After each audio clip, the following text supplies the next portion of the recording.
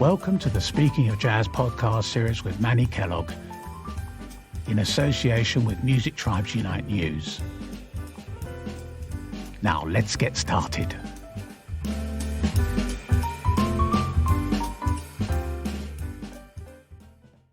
Well, jazz lovers, I'd like to say hello to you once again, coming to you strong, strong, strong. This is Manny Kellogg, and I'm your host for Speaking of Jazz. And that's what we're doing every week this time. We're talking about jazz. We're speaking to jazz recording artists. We're speaking to musicians and vocalists. Today, I have a fantastic person with me. She's a jazz vocalist. She sings in her church choir, and she's also a recording artist. She travels all over the world. I'd like for you to please say hello and welcome my dear friend. I call her Lady B. Her name is Miss Bonnie Harris. How you doing, Lady B? Talk to me. I am doing very well. I just love it when you give me that nickname. That is so great. Thank you. Before we get started, how you been doing? I have been well. I cannot complain. Probably like most people, I've had COVID. Okay. But it was a very mild case, and a few weeks back, and we got through it pretty well, my husband and I, so we're good. Very good, very good, very good. Well, again, I must, before we get into the deep stuff and having a little fun, I gotta say happy birthday to you. Thank you very much. It was a couple days ago now. What is today, the 31st? Yes. Yeah. Okay, I won't tell you the age though. That's all right, But, I'm an OG and I'm proud of it, so. I am too, actually. And I still get that you don't look like it. Okay, so I like that. I get the same thing. So we're in the same club. Okay. Well, what I'd like to know, I've been knowing you for a few years now, and I've never really had a chance to just talk to you and laugh with you. I'd like for you to kind of tell us where you're from and how did you get started in the business as a jazz vocalist? I was raised in Wilmington, Delaware. Okay. And my father, his name was Charles Edward Freeman, but they used to call him Lammy. He was the baby in the family, so I think that's where the Lammy came from. Okay. But that was his stage name. So he was a pianist and an organist. He taught himself how to play both of those instruments. And locally, he did a lot of gigs and stuff between Pennsylvania and Delaware and Maryland. And he had rehearsals. Mm-hmm. Guess where? In our living room. I believe it. As I was a young girl, sorry. And that's how I learned a lot of the songs that I'm singing now. They were rehearsed. He had a vocalist that worked with him for many, many years. Her name was Miss Millie. And for the life of me, I can't remember her last name, but she sang Sarah Vaughan, and she sang Ella Fitzgerald and Gloria Lynne and Dinah Washington and those tunes, Billie Holiday. And I learned those tunes sitting in the living room or underneath of the piano while they were rehearsing. So that's how it kind of got started. So when I was a teenager, my father actually took me on a couple gigs with him. That was a big deal. And I remember he did a very special gig where I actually got $100. Really? Like, oh my gosh, this is great. So that's kind of how I got into that music, even though as a teenager and a young adult, I was listening to other things. Yeah. I learned all of those things being around him and all of the people that he knew. I moved to New York for a while. I did some singing there, but I wasn't pursuing a career in music. Yeah. I had a day job. I took care of my day job and whatever, and I would sing on the side. And then when I moved to this area, I went back to school full-time at the University of Maryland. And that's where I met Ronnie Wells and Ron Elston. Okay, I've heard so much about them. Oh my goodness. They had a workshop there in the music department. And I learned about it by reading the newspaper or something, because I was in the business school. Remember, I was pursuing my day jobs. Yeah. And so I ran over to the music department, and there were no slots left on the sign-up list that particular semester. So the next semester, and again, I'm going to school full-time. And at this point, I was married, I'm a mother, okay? And the next semester, I saw it again. I ran over, there was one slot left on the bottom of the sign-up list. And I got in, I auditioned, they kept me in the workshop, right? And remember, my father's he's still alive at that point. He is the jazz musician. And during that period, he would come to some of our workshop performances. Okay. And he told me one time, he said, stick with her, meaning Ronnie Wells. Yes, yes. And as it turned out, I did. I had an opportunity to really work with them when they did the East Coast Jazz Festival and all the different folks that came through there. It has been such an experience coming to DC for me, starting at the University of Maryland. Fantastic, fantastic. Yeah. I took that workshop so much when I was still at school that my guidance counselor said, you can't take that for credit anymore. I started auditing the class, okay? Yeah. So it was great. And so through them, I met a whole lot of different local, well-known musicians. It was just great. It was a great experience in the 80s. So you can pretty much say that Ronnie Wells was probably one of your most people that you listened was an influence to you? Absolutely. She taught me a lot and in terms of how to perform. Because I hadn't really performed. I hadn't done a whole lot in my years before.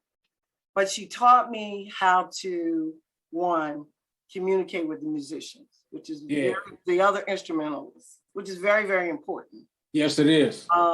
And she also helped me with phrasing, and she helped me with telling a story.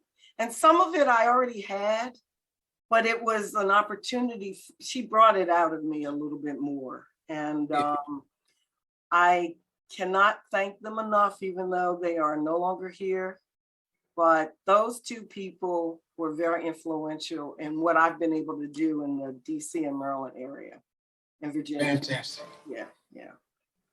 You know, while we're right there, I had Paul Carr on my show just last week, and we had a lot to talk about. He had a lot to say, you know. And as a matter of fact, I'm going to have him back again sometime. But he speaks.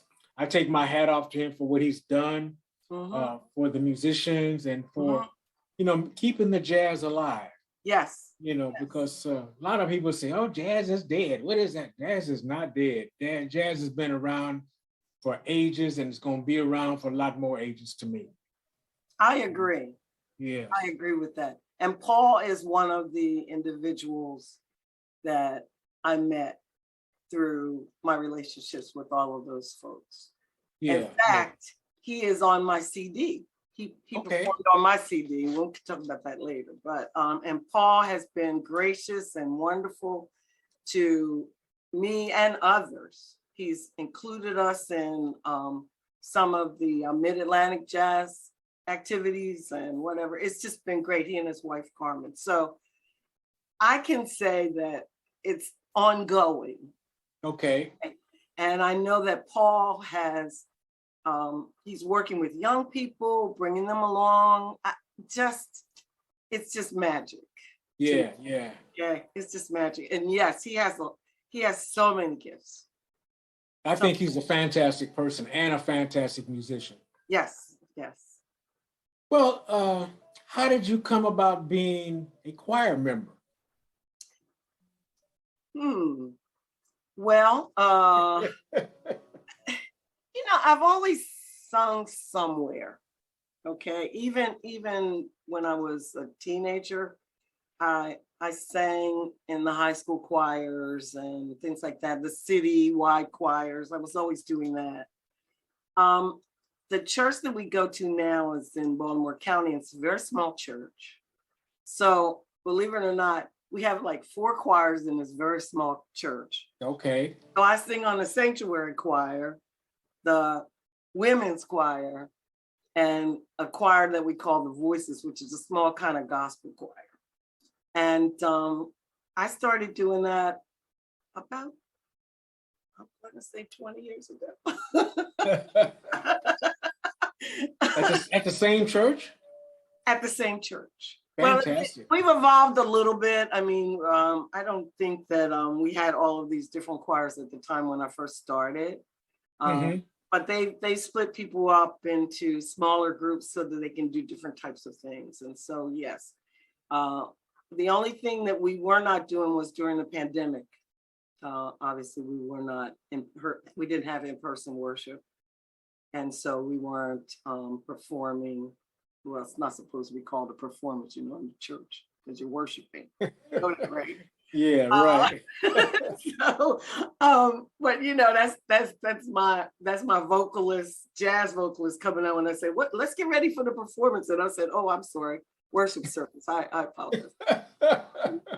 But yes, so we have had a really great run with them, if you can call it that, with church. Yes. Fantastic. I didn't start as a kid, though. I didn't start as a kid singing in the church. So. I used to try to sing in the choir. Matter of fact, being a music major, you had to do everything through school. I had to play in the orchestra, play in the jazz band, play in the marching band, and I had to sing. Okay. I've never heard you sing. And you won't. Okay. If I sing, you'll never speak to me again. But now, it's funny. I know when it's not correct, but I cannot sing at all. My ear is still perfect, Yeah. But I know when it's not correct. But anyway, it's still a blessing to be able to laugh and talk about this. What are some of the artists that you have that you've worked with in the past? In addition to yourself. Okay. There have been many, many different artists, and I'm going to name some, and I'm afraid I'm not going to name them all. Okay. Take your time. I mentioned Paul, Keter Betts, Calvin Jones, who was head of the music department with one of the universities in DC, and we did some Smithsonian stuff together. Donald Dial, Bertel Knox. And again, this is when I came on the scene, and these are some of the people that I met through Ronnie and Ron. Okay, Elston. And of course, I've done a lot with, I sang once with, a couple times actually, with Nat Turner on the East Coast Jazz Sunday morning worship service, and Marsha Frazier, NASA Abiday. NASA. Oh yes, just there's so many, Robert Red and Chris Grasso and yes. And of course Vince and Wes, Vince Smith and Wes Biles, Ron Compton. Yeah. Ricky Lawson. Do you remember him? No, I don't know. Yeah, Ricky. So I need to stop because I'm afraid I'm just gonna, it's been so many, and so it's been such an experience. And like I said, I have learned from these folks. And I have a story about Keter that I wanted to share with you. Go right ahead. He worked with Sarah Vaughan and a whole bunch of other folks. And so he had invited me to perform with him on a wedding gig, right, in Virginia. I thought I had enough time to get to the gig and change my clothes. Yeah. No. I ran into traffic and an accident and a this and a that. Well, I got there just in time to hit the bandstand, very cold, in my sneakers and jeans, at a very interesting wedding, okay? So the lesson that he taught me was, don't do that again, all right? Yeah. First of all, so I know that I either make sure I'm super, super early for everything if I have to change, or I come already prepared, okay? But he was very gracious. I changed my clothes when we had a break, and so I looked a little bit better for the second set, so he was a lot more pleased. But here I am the first time singing with this renowned bassist, and I messed it up. Okay? By thinking I had enough time, okay? My poor husband, I feel bad for him because whenever he attends any of the gigs with me, I'm anxious. I'm fussing at him. I am like, we have to, I very rarely am late. I can relate to that one. Okay, I very rarely, and usually it's because I miscalculated something, okay? So anyway, but yeah, it has been an interesting several years. I'll just say that. Fantastic. You know, I've had the pleasure of seeing you perform, and Issa had the pleasure of playing behind you a couple of times, and I think that you are a fantastic performer. And not only are you a fantastic performer, you're just a fantastic person. Thank you. Know, I appreciate that. You can be the best performer, best musician around, and be ugly on the inside. And to me, that'll just make you a horrible person. And I'm sure you've crossed that bridge a couple of times. You know, an hour gig can almost seem like it'll be take 4 hours before it's over. Yes. You know? Yes. But you're just an exceptional person, and I treat you just like you're my big sister. You know, and you're just a wonderful person. Also, I love your husband. He's a wonderful person. You guys are just good people to me. Thank you. And I'm so glad to have been able to work with you and to know you. You know? Yes. Well, remember we were on the cruise ship together once? The one around Washington, D.C. a couple years ago? Yeah, that was great. That was fun. Yeah, well, I haven't done that in a long time. Matter of fact, I should seek that out again if I can squeeze it in somewhere. Okay. Well, let me know if you need me to go with you. Not a problem. Okay. not a problem. Well, I'm going to jump in here and remind our listeners that you are listening to Speaking of Jazz with me, Manny Kellogg. I'm your host, and I'm coming your way every week with a different guest. It might be a vocalist, it might be a musician, might be a producer, songwriter. You never know until you tune in and check out Speaking of Jazz with me, Manny Kellogg. And if you'd like to be a guest on the show, all you have to do is email me at speakingofjazz.guests@gmail.com. That's speakingofjazz.guests@gmail.com. And the show is being brought to you by Darrell Craig Harris, Music Matters in Las Vegas, Nevada, and also Nigel J. Farmer, who comes to us from France, long ways away. And I just like to always thank those guys for making this show possible.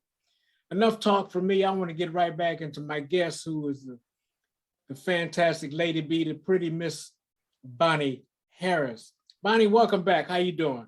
I'm fine. This is fun. Thank you. Well, thank you for taking time to be with me today. What are, I know you probably have some stories that you can share, some that you can't. What are some of the, I think you started to touch on one of them. What are some more of the funniest stories that you can talk to us about? You know, I thought about a situation that happened the year that we had 9/11. Okay. And a lot of gigs were postponed and rearranged, and, you know, transportation was a little more difficult, as you remember, around that time. And so I had one of the gigs that I used to do like almost every year, all right, had gotten postponed into another month, like maybe 2 or 3 months later. I did not put it on my calendar. Uh-oh. And so I was on a business trip that carried me into a Friday. This gig was supposed to be Friday night. Okay. Yeah.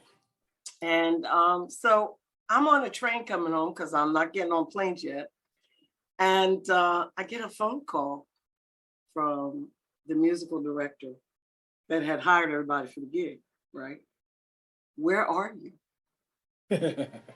And I'm like, I'm on a train. Like that. He said, you're supposed to be here. And I was like, oh my goodness. Well, the thing about jazz, he was able to find a replacement. Somebody who could get there in like a half. I was 3 hours away. Okay. And so I was never going to make the gig that evening, but he was able to do it. And I was glad there was somebody else in his book of vocalists, if you will, that he could call on to say, come over, I need you to sub for this gig tonight. Because I didn't even know who to call or anything. And I felt really bad, but now I know my lesson about keeping 2 calendars. One is on my phone, and I still keep a wall calendar as well.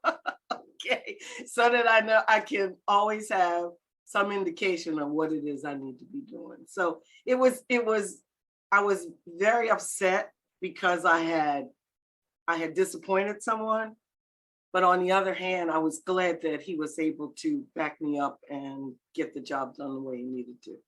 That's great, because sometimes you feel bad leaving somebody hanging like that, you know. Yes. But again, he was able to cover it, that was good. That was really good. Yeah. So I don't know how funny that story is, except keep your calendars. That's all I want to say, and review them. Okay. I have them all over my little studio right here. Okay. All right. I'm looking at one. I got one to the right, one to the left. Okay. I got calendars everywhere. Yes. And then I have reminders on the calendars, on the phone. Absolutely. Okay. On the phone, the dings and everything. Yes. Matter of fact, before I was clicking into you, my calendar went off. Time to call Bonnie Harris. Okay. Boy. I told you we was gonna have some fun and laugh. Yes. What are you currently working on? Are you doing any recording? You got any performances coming up? You want to talk to us about that? I do have a few performances. Most of them are local private events. I really haven't had a whole lot of public ones. I had a couple last year. I got an opportunity to perform at Mr. Henry's. I was very excited about that. I felt like I remember that. Yes, you were there. Yeah, I sure was. You were there. So we had a great time that night.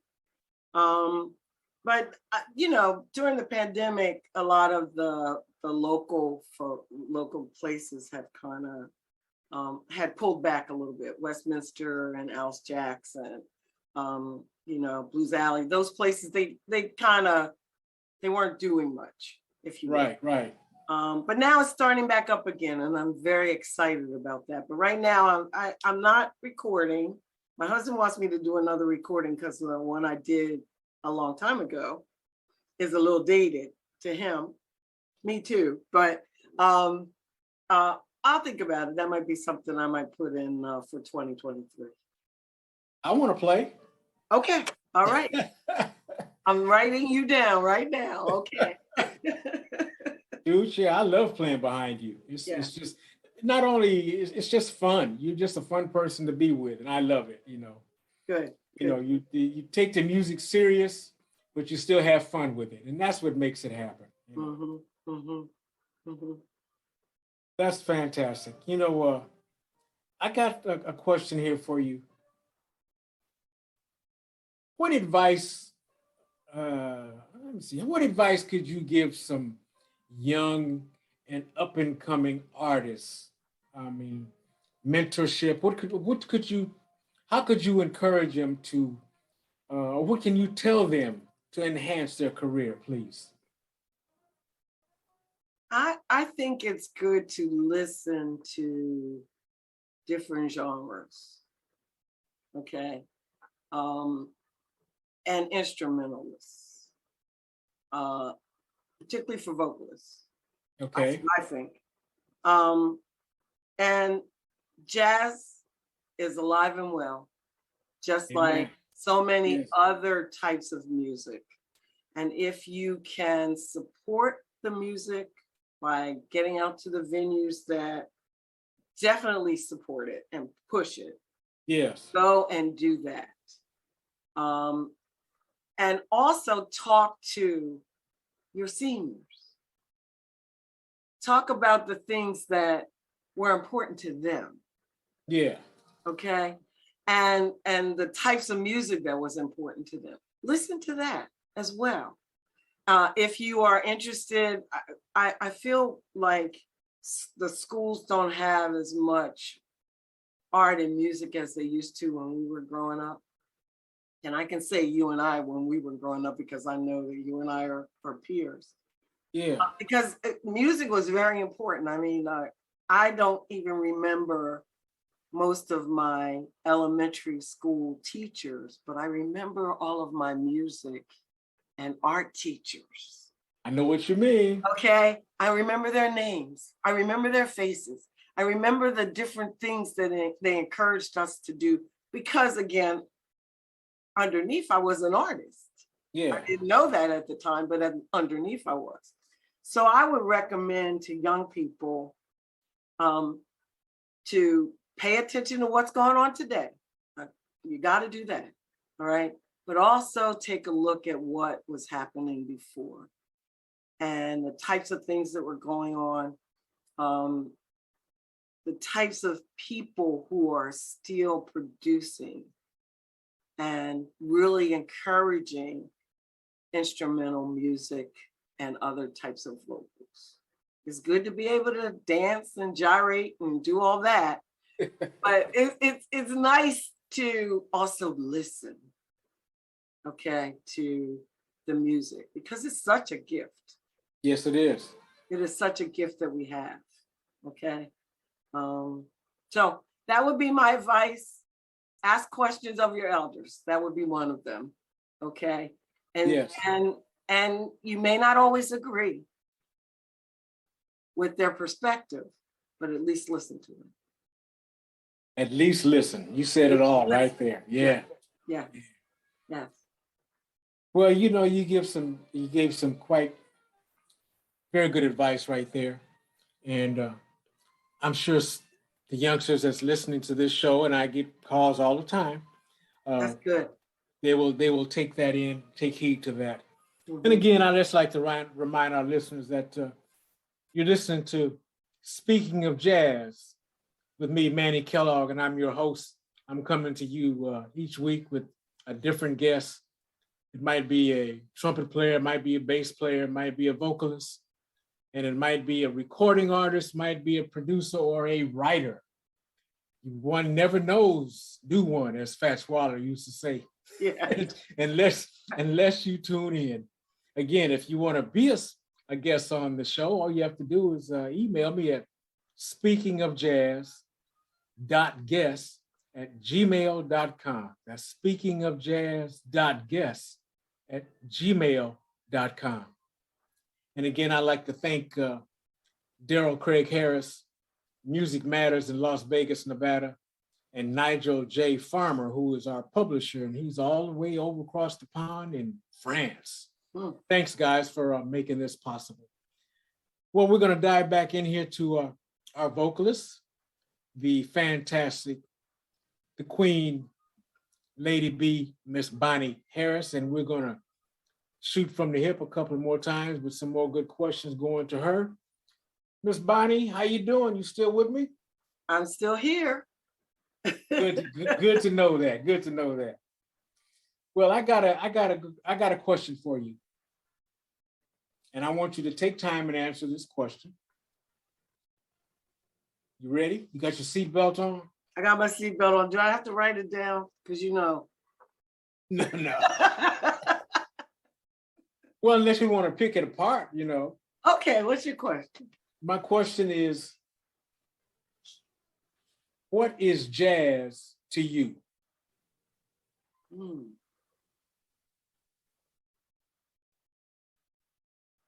Wow, that is a thought-provoking one.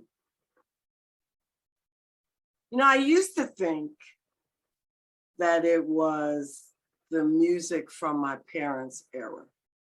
Okay. Okay, the 40s, the 50s. All right. Right? That's what I used to think. And that's the era of music that I learned, as I mentioned a little bit earlier, when we were talking about my father and what he used to play. But now I think, because others try to define it in so many different ways, I think it's improvisational. I think it's fun. Mm-hmm. I think you can take a country and Western type song and turn it into something that's considered jazz, or an R&B tune, or even a rap tune. Okay. A Christmas tune. Yeah. Okay, so it is, I think it's what you bring to the song. The improvisation of the instrumentalist, the vocalist, the breathing room we give each other when we perform. It's just a whole host of different things. It's not just one pocket of music that only happened at a certain time frame. Does that make any sense? Makes a lot of sense. I'm listening. Don't be scared. Go right ahead. Okay, so that's what jazz is to me. I love it. I used to think, is it too old for, when I was younger, I used to think, is it too old? Is that too old of music for me to be singing? Okay, but it isn't. There are some beautiful standards that will never go out of style. Right. Never, ever, ever. Okay, and pop tunes and R&B tunes. Anyway, I think in some ways it's all jazz. Yeah. Because of what you bring to the table. Okay? Right. I think when you're bringing your soul and your heart, that's jazz. Okay. You digging deep. I had to dig deep for that one, sweetheart. Very good answer. That's quite a question. Okay. Mm-hmm. If someone would like to contact Bonnie Harris for a performance, is there an email or a contact information you can give out to us? Yes, I can give out my email. Okay, go right ahead. It is Bonalf, BONALF as in Fred, at Comcast.net. Now say that again. B as in Bonnie, O-N as in Nancy, A-L-F as in Fred. Yeah. Comcast.net. All right. Now that you've had it, friends, you've heard it from the lady herself, Miss Bonnie Harris. Bonnie, you know, it's actually been, I'm just overwhelmed. I'm glad that I was able to nail you down for this day. And we've been planning it for about almost 2 months now to get you on the show. Yes. And I want to thank you again for your time and being able to be with me and share some moments with us today. And if you don't mind, I'd like to have you come back again sometime on another special occasion, if you don't mind that. I would love to do it again. I've honestly never done a podcast before, so this really is fun. Yes. Well, this podcast is available on all the podcast platforms, iHeartRadio, Spotify, and all of those. So to our listeners, you can check in on iHeartRadio, Spotify, and you can hear us anytime you like. Again, you've been listening to Speaking of Jazz with me, Manny Kellogg. I'm your host, and I'm coming to you every way with somebody brand new. You never know until you check in and check me out. You know, Bonnie, thank you so much for taking time out to come out and hang out with us. Okay. And share. May I ask you a question? Go right ahead. Do you mind if I use that Lady B that you have nicknamed me? You watch to see if I don't use it. I gave it to you. You know I'm going to use it. Okay. You have the permission to use that. Thank you. I will do that because I love it when you do it. Okay. Oh, bless your heart. Thank you. Wow. Again, there you have it. There you have it, jazz lovers. We've had the fantastic, the queen, the pretty Miss Bonnie Harris, and I call her Lady B. And now she's been branded with that name. Bonnie, once again, thank you for being with me today. And I look forward to seeing you somewhere again in the near future. And I think we have something coming up, don't we? We do, in a couple months. Fantastic. I'm looking forward to it. We're going to swing hard. Yes, we are. Yes, we are. Thank you, darling. Well, bless your heart. Tell the mister I said hello. I will. And, again, thank you so much for sharing with me. And right. I always say, God bless. Keep swinging. All right, darling. Bye-bye. Right. See you soon. Okay. Thanks. Bye-bye. Bye.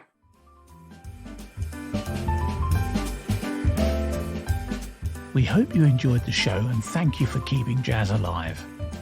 Don't forget to follow us on our social media channels, and all the links are in the podcast description. That's it for now.